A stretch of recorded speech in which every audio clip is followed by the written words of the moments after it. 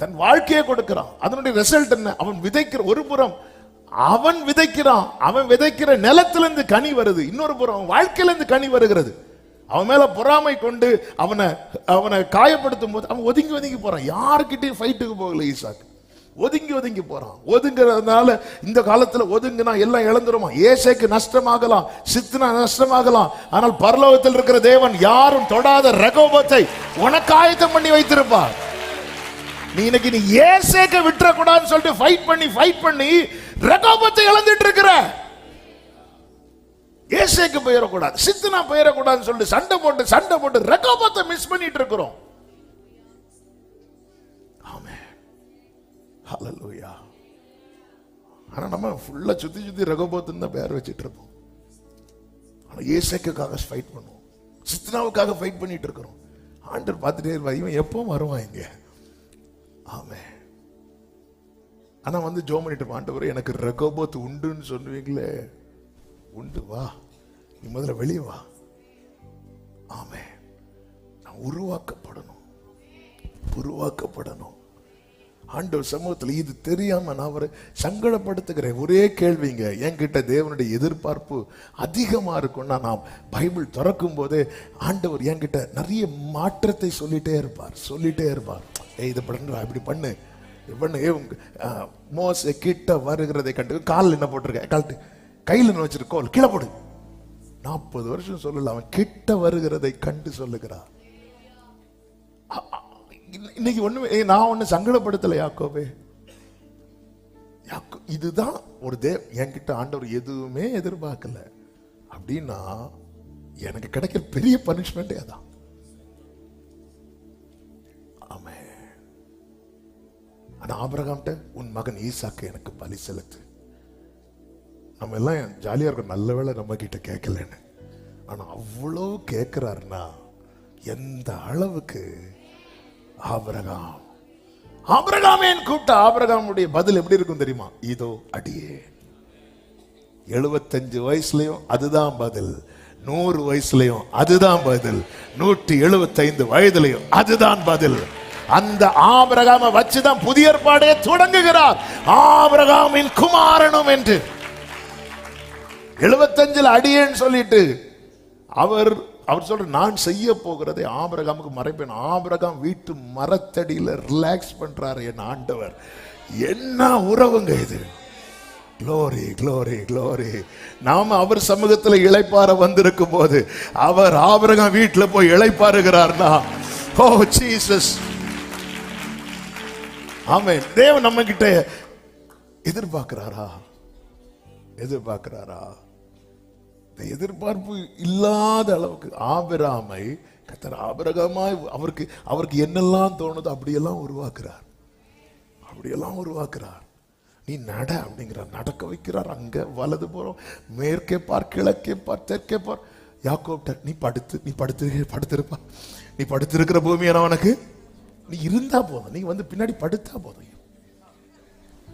இங்க இடம் இல்லை, கீழே போய் நீ வந்து சும்மா இருந்தா போதும். அப்பா என்ன ஒரு இப்படி சர்ச்சுன்னா இப்படிதான் இருக்கணும். ஆண்டவர் நம்ம கிட்ட நம்மளை தொந்தரவே பண்ண மாட்டார். ஆமென். இது பனிஷ்மெண்ட். லாஸ்ட் பெஞ்சில் இருக்கிறவங்களுக்கு தெரியும். Madam good morning. ஓ நீங்க வந்திருக்கீங்களா? நீங்க வரலன்னாலும் பரவாயில்ல, உங்களுக்கு 1 மாசத்துக்கு அட்டெண்டன்ஸ் போட்டுறேன்.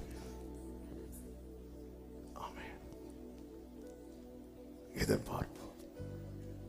ஆனாலும் யாக்கோபே ஆண்டவர் சொல்றார், இப்படி இருந்தும் ஏசாயா 43வது அதிகாரம் அதனுடைய 25வது வசனம், நானே உன் மீறுதல்களை என் நிமித்தமாக குலைத்து போடுகிறேன், பாவங்களை நினையாமலும் இருப்பேன். கைகளை உயர்த்தி ஆமென் சொல்லுங்க. ஏன் யாக்கோபே நீ திரும்பணும், நீ ஒப்பு கொடுக்கணும். உன்னை குறித்த என்னுடைய திட்டம் உன் வாழ்க்கையில நிறைவேற வேண்டும் என்பதற்காக நான் என் புகழ்ச்சி நிமித்தம் உன்மேல் பொறுமையா இருப்பேன் என்று கர்த்தர். ஏன் ஆண்டவர் பொறுமையா இருக்கிறார்? தேவனுடைய பொறுமையை ரட்சிப்பு என்று எண்ணுங்கள். தேவனுடைய பொறுமையை நம்ம பரவாயில்ல, நான் என்ன பண்ணாலும் ஆண்டவர் சும்மா தானே அப்படி நினைக்காதீங்க. ரட்சிப்பு என்று எண்ணுங்கள். ஆண்டவர் அமைதியா இருக்கிறாரா? சான்ஸ் கொடுக்கிறார் எனக்கு. எதுக்கு தெரியுமா? திரும்பி தப்பு பண்ணல.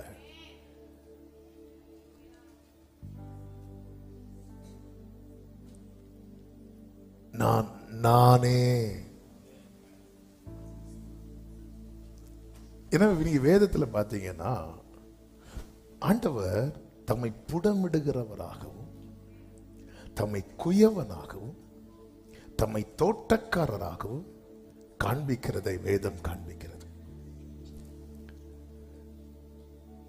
எரேமியா 9வது அதிகாரம் 7வது வசனத்திலே, இதோ நான் அவர்களை உருக்கி அவர்களை புடமிடுவேன் என்று சேனைகளின் கர்த்தர் சொல்லுகிறார். என் ஜனமாகிய குமாரத்தை வேறு எந்த பிரகாரமாக நடத்துவேன். ஏசாவை கர்த்தர் புடமிடவில்லை, யாக்கோவை கர்த்தர் புடமிடுகிறார். உடைத்தே உருவாக்கினீர், செஞ்சித்தே சீர்படுத்தினீர், உடமிட்டீர். ஓ பலவாசை ஆமென். எதற்காக? ஏசாயா 1வது அதிகாரம் 25, 26, 27 வசனங்களிலே சொல்லப்பட்டிருக்கிறது. நான் என் கையை உன்னிடமாய் திருப்பி உன் களிம்பு நீங்க உன்னை சுத்தமாய் புடமிட்டு உன் ஈயத்தை எல்லாம் நீக்குவேன். அப்ப எதற்காக புடமிடுகிறார் தெரியுமா? தேவனுக்கு பிரியமில்லாத தீமையான காரியங்களை அகற்ற, தீமைகள் அகற்றப்பட. என் கையை உன்னிடமாய் உன் களிம்பு நீங்க. அதாவது அவருடைய சாயலாய் நம்மை படைத்திருது. சில கண்ணாடி துண்டெல்லாம் பார்த்துருக்கீங்க, அந்த அழுக்கு வேஸ்ட் இருக்கிற இடத்துல சில கண்ணாடி பீஸ் இருக்கும் பாருங்க. அந்த கண்ணாடி பார்த்தீங்கன்னா அது மேலே ஃபுல்லாக அழுக்கு படிஞ்சிருக்கும். அந்த அழுக்கு அவ்வளோத்தையும் நம்ம நீக்கிட்டோன்னு வைங்களேன், அந்த கண்ணாடியில் நம்ம ஃபேஸ் என்ன ஆகும் தெரியுமா? ரிஃப்ளெக்ட் ஆகும். இதுதான் கர்த்தர் செய்கிறார். இதற்காக புடமிடுகிறார். உன்னை நான் உபத்திரவத்தின் குகையிலே தள்ளினேன் என்று சொல்லவில்லை, தெரிந்தெடுத்தேன் என்று கர்த்தர் சொல்லுகிறார். தேவன் ஒரு ஆளை புடமிடுறாங்கன்னா அவங்க சேஃப் சோன்ல இருக்கிறாங்கன்னு அர்த்தம். தேவன் ஒருத்தங்களை எந்த ஒரு காரியத்தையும் அவங்க என்ன பண்ணாலும் அவங்கள ஒண்ணுமே பண்ண மாட்டேங்கிறாருன்னா அவங்க ரொம்ப டேஞ்சரஸ் சோன்ல இருக்கிறாங்கன்னு அர்த்தம். ஆவியானவர் சபைகளுக்கு சொல்லுகிறதை காதுள்ளவன் கேட்க கடவன்.